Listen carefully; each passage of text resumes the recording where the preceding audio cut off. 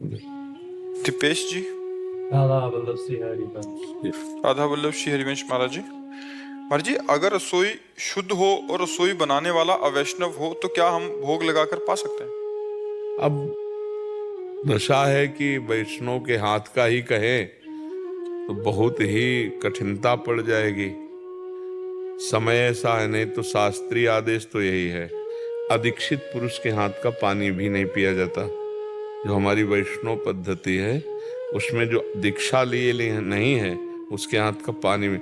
चतुर्भुजदास जी तो उस गांव का पानी नहीं पीते थे। अगर वैष्णव नहीं उस गांव में तो गांव का पानी नहीं पीते थे कि भगवान से विमुख ये गांव एक भी दीक्षा नहीं लिए है तो उस गांव का पानी नहीं पीते थे।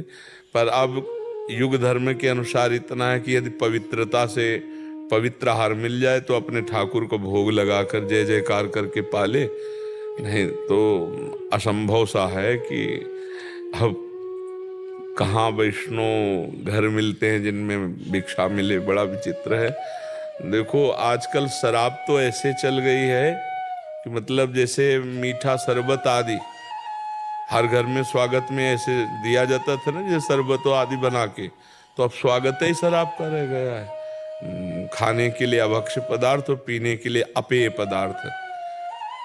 बहुत मुश्किल है कलयुग, इसीलिए कह रहे युग धर्म निषेध हो जाना चाहिए। हमारे ब्रज 84 कोश में कहीं भी ये ना बिकना चाहिए और ना किसी को पाना चाहिए। ये परम पावन भूमि प्रिया प्रीतम की क्रीड़ा भूमि है, लीला भूमि, भगवान की अवतार भूमि है, दिव्य लीलाएं हैं। पर इसीलिए कहते हैं कि अब इतना भर हो जाए कि भाई कोई पवित्रता से बना के भोजन दे दे, नहीं तो बड़ा मुश्किल है। अब भिक्षा मांगने में रुचि नहीं रह गई।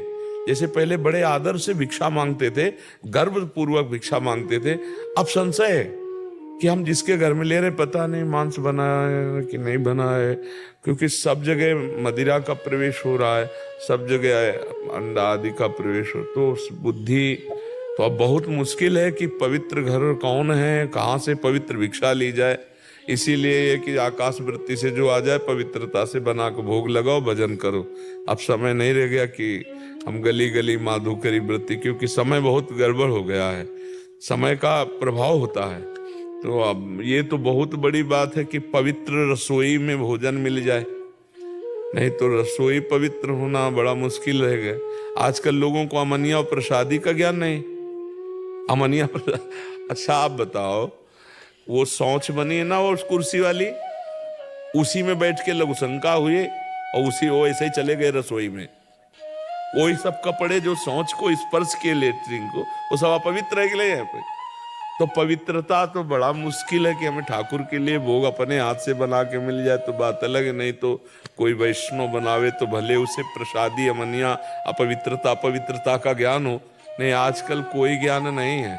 भगत कहलाते हैं और उसी सीट पे लघुशंका किए और हाथ धोए चल दिए और पूरे सब कपड़े अपवित्र हो गए। अब वो जहां जहां छूओगे सब अपवित्र हो जाएगा।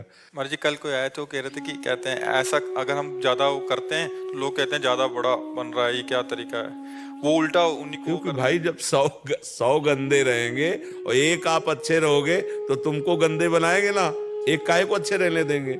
तो जरूरत ये हिम्मत करने की है कि 100 गंदों की बात हमें नहीं माननी, हमको अच्छे पवित्र रहना है। तो ये जरूरी है कि 100 भजन ना करे, 100 गलत चले तो एक वो जो भजन कर रहा है वो गलत चले, ऐसा नहीं है। तो बहुत कठिन है वैष्णवता और बहुत कठिन है पवित्रता। हाँ, सही भोजन मिल जाए यही बहुत बड़ी बात है। भगवान की कृपा मनावे और भोग लगावे और पाले। मेरे लाडले गुरुदेव, मेरा एक प्रश्न